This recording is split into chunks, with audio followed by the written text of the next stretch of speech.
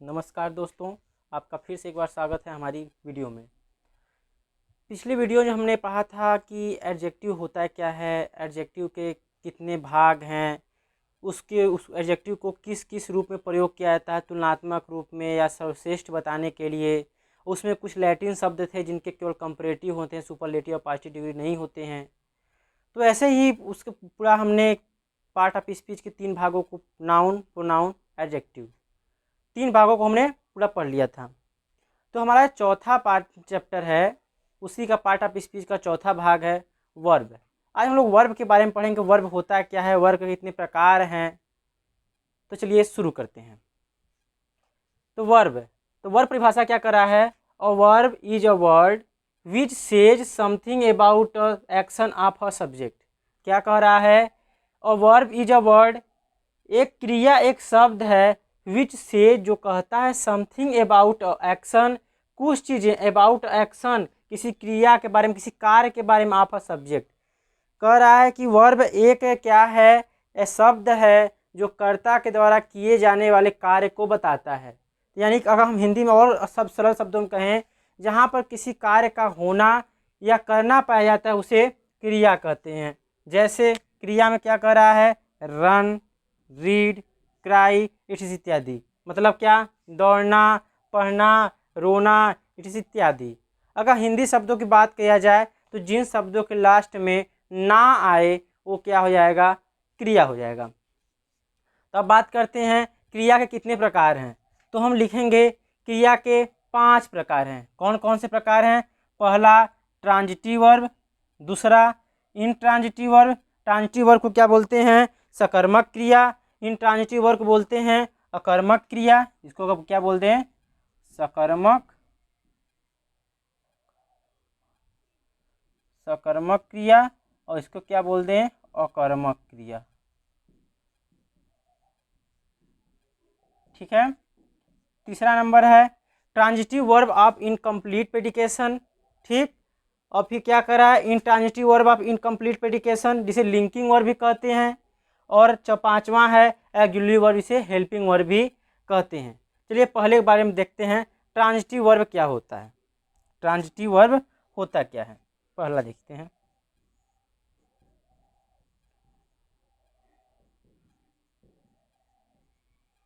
Transitive verb ऐसी क्रियाएं जिनके साथ कर्म जुड़ा होता है। जिन क्रियाओं के साथ कर्म का प्रयोग होता है उसे सकर्मक क्रिया या ट्रांजिटिव वर्ब कहते हैं। इन क्रियाओं के साथ सदैव कर्म जुड़ा रहता है। जैसे उदाहरण देख लेते हैं। उदाहरण में क्या है, आई प्ले फुटबॉल। क्या कर लें, आई प्ले फुटबॉल। देखिए यहाँ पे क्रिया तो ये प्ले थी, परंतु इसके साथ क्या जुड़ा रहता है, कर्म जुड़ा रहता है। अगर कर्म जुड़ा तो कौन सा वर्ब कहलाएगा, ट्रांजिटिव वर्ब। इसी तरीके से दूसरा हमारा है इनट्रांजिटिव वर्ब। दूसरा हमारा है इनट्रांजिटिव वर्ब। इनट्रांजिटिव वर्ब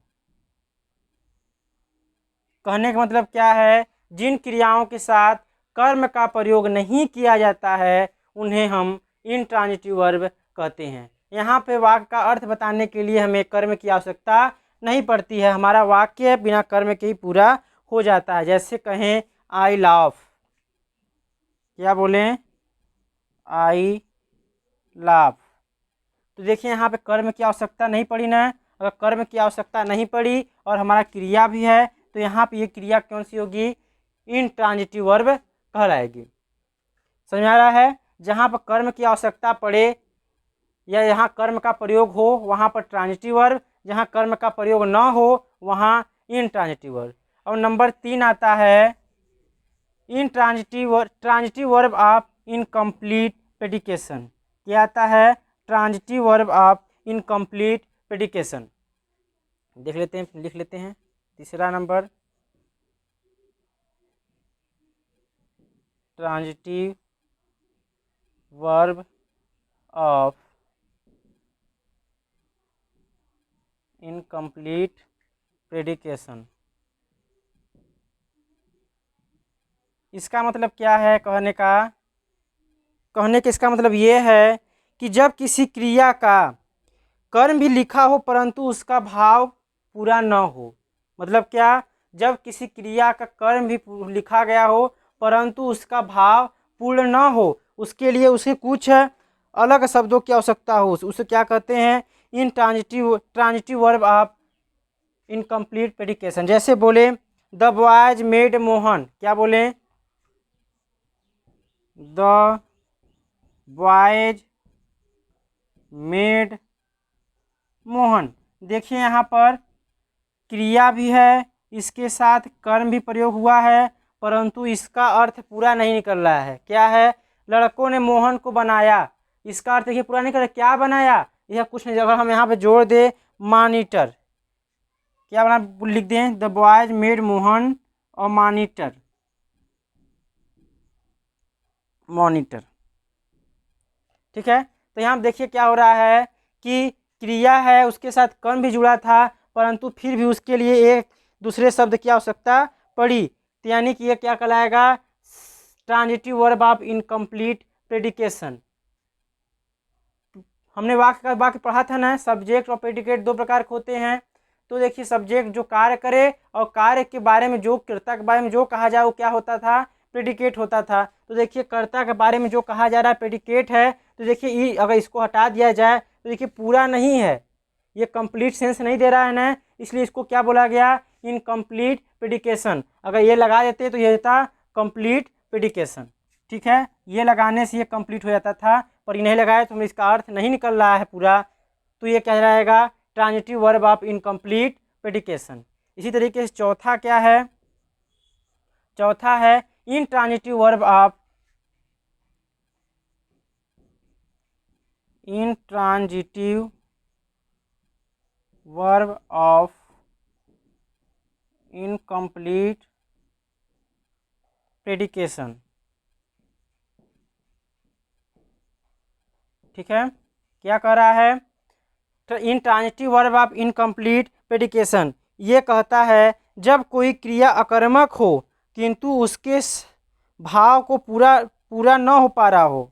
क्या है, जब क्रिया कोई अकर्मक हो परंतु उसका भाव पूरा न हो पा रहा हो और अपने भाव को पूरा करने के लिए किसी कम्प्लीमेंट या पूरक, मतलब कोई भी अगर चीज़ को पूरा करने, पूरक क्या होता है, किसी चीज़ को पूरा करने वाला, उस भाव को पूरा करने के लिए कोई शब्द प्रयोग कर, इसे कम्प्लीमेंट कहते हैं, उसको लेते हैं तो क्या कहलाता है, ट्रांजिटिव वर्ब ऑफ इनकम्प्लीट प्रेडिकेशन, वो क्रिया कहलाती है। तो क्रिया में देखिए क्या है, इस क्रिया को क्या कहते हैं, लिंकिंग वर्ब भी कहते हैं, क्योंकि क्रिया क्या करता है, किसी चीज़ को जोड़ता है, ठीक है।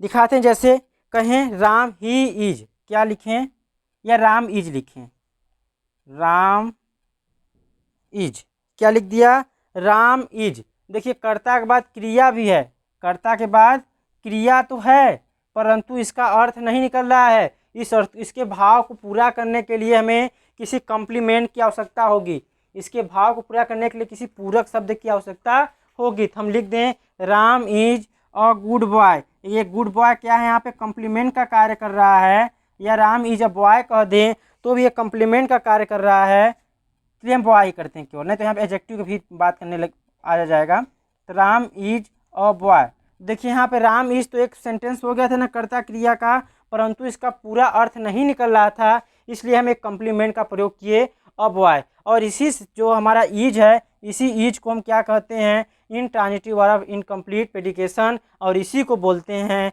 Linking verb. क्या बोलते हैं, लिंकिंग वर्ब। और लिंकिंग वर्ब के बहुत सारे रूप हैं, उस रूप को हम देख लेते हैं, लिंकिंग वर्ब के कौन कौन से रूप हैं। लिंकिंग वर्ब, लिंक से मतलब क्या होता है ना कि आधार से, मोबाइल नंबर से आधार लिंक करना, तो लिंक मतलब क्या होता है, जोड़ना। तो जोड़ने के लिए कौन कौन शब्द प्रयोग होते हैं, जैसे में क्या क्या है, हमारा इज है।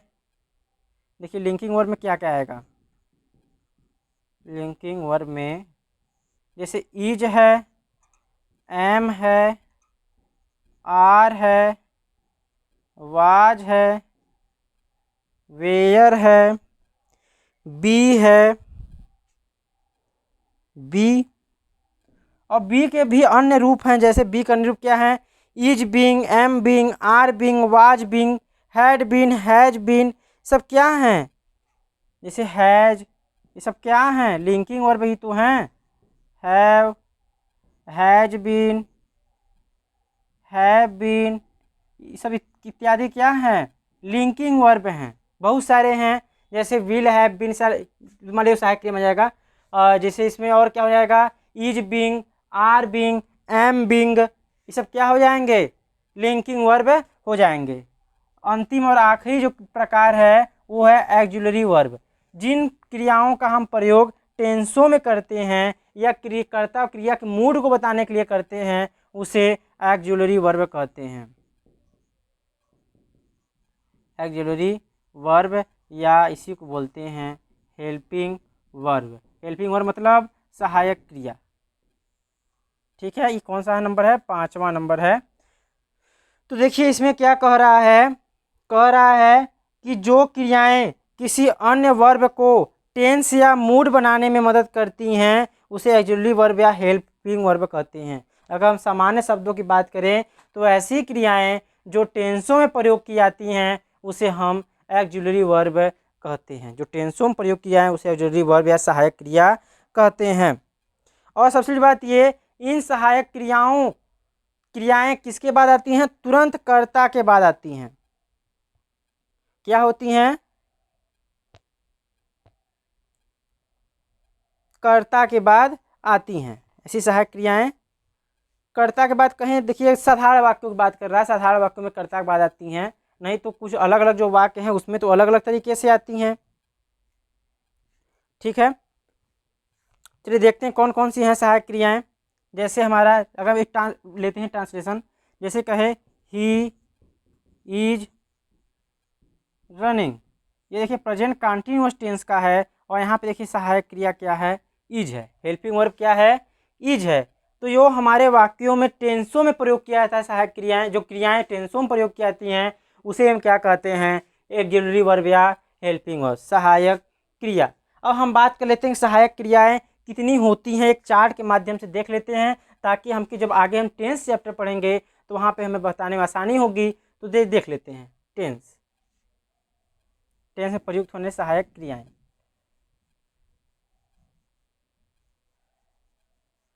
देखिए टेंस जो होता है वो काल जिसे कहते हैं, उसमें कुल मिला करके 12 टेंस होते हैं और 12 टेंस में अलग अलग सहायक क्रियाएं प्रयोग होती हैं।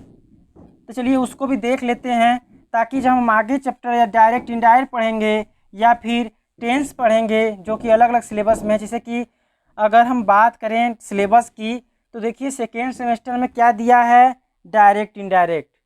ध्यान देंगे, सेकेंड सेमेस्टर में दिया है डायरेक्ट इनडायरेक्ट, जो कि हम कब पढ़ सकते हैं? टेंस के पढ़ने के बाद। लेकिन चतुर्थ सेमेस्टर में दिया है हमारा टेंस, यानी कि हम बिना टेंस पढ़े कैसे डायरेक्ट इनडायरेक्ट कर सकते हैं? तो ये सिलेबस की थोड़ी कमियां थी, तो हम क्या करेंगे, पहले हम टेंस पढ़ेंगे फिर उसके बाद डायरेक्ट इनडायरेक्ट पढ़ेंगे। तो देखिए हम पहले टेंस पढ़ने से पहले इसी वर्ब के अंतर्गत हम उसकी सहायक क्रियाओं को पढ़ लेते हैं। तो चलिए देखते हैं कि कौन कौन सी सहायक क्रियाएं हैं। जैसे हम टेंस लिख दें, टेंस में हम क्या कर लें? इंडिफिनिट, इंडिफिनिट के बाद कॉन्टिन्यूअस, कॉन्टिन्यूअस के बाद परफेक्ट और परफेक्ट के बाद परफेक्ट कॉन्टिन्यूअस। ठीक, और इसी टेंस में और क्या लिख लें हम? देखिए टेंस थोड़ा ऊपर लिख लेते हैं। टेंस में क्या लिख लें? प्रेजेंट, और यहाँ लिख दें पास्ट, और यहाँ लिख लें फ्यूचर।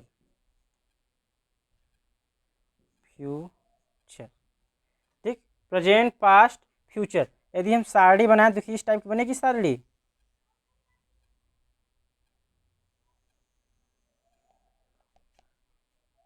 देखिए हम जो बना रहे हैं उसको याद करना होगा। यदि आप ये नहीं याद करते हैं तो आपको बहुत ही समस्याएं होंगी। समस्याएं का आप डायरेक्ट इनडायरेक्ट को पकड़ ही नहीं सकते हैं, नहीं इसको बना सकते हैं, ना ही ट्रांसलेशन आप कर सकते हैं। चलिए हमने क्या किया, इन सबको पार्ट पार्ट कर दिया अलग अलग।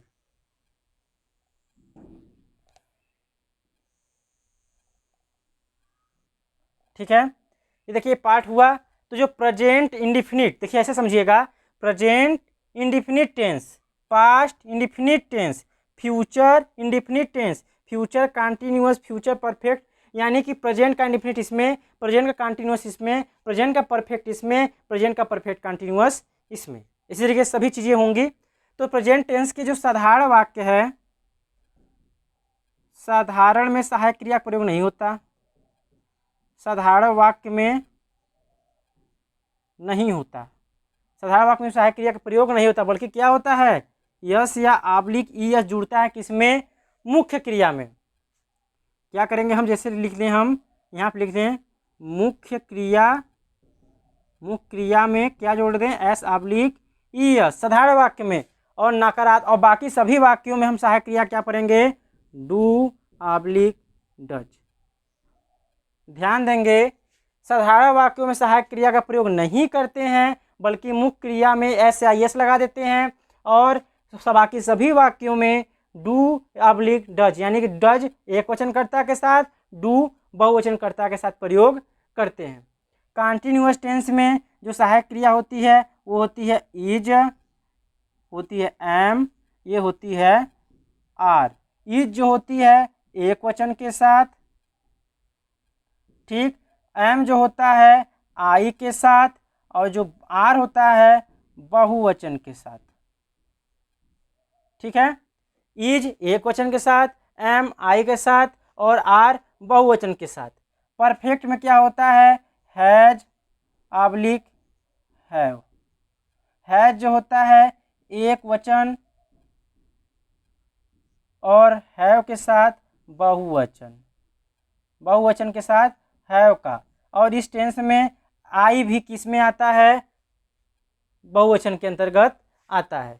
परफेक्ट टेंस, परफेक्ट टेंस में क्या होता है, हैज बीन और हैव बीन।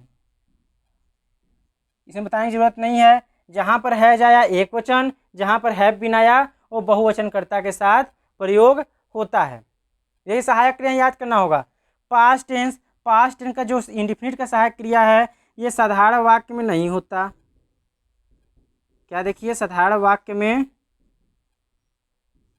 नहीं होता, साधारण वाक्य में क्या होता, नहीं होता, बल्कि मुख्य क्रिया की कौन सी अवस्था, मुख्य क्रिया की सेकेंड, दूसरी अवस्था, मुख्य क्रिया की दूसरी अवस्था प्रयोग करते हैं कहाँ, साधारण वाक्य में। और बाकी सभी वाक्यों में किसका प्रयोग करते हैं, डिड का प्रयोग करते हैं सभी कर्ताओं के साथ।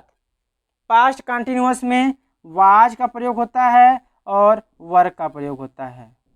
वाज का प्रयोग देखिए, यहाँ पे देखिए, अगर हम माने थे बहुवचन एंड आई कर ले, क्योंकि यहाँ पे देखिए आई को क्या मानते थे हम, बहुवचन मानते थे। क्या मानते थे, यहाँ पर भी क्या मानेंगे, आई को बहुवचन ना। तो यानी कि अगर जहाँ हैव का प्रयोग हो रहा है, जहाँ भी हैव का प्रयोग हो वहाँ पे आई को भी क्या मान लेंगे हम, बहुवचन।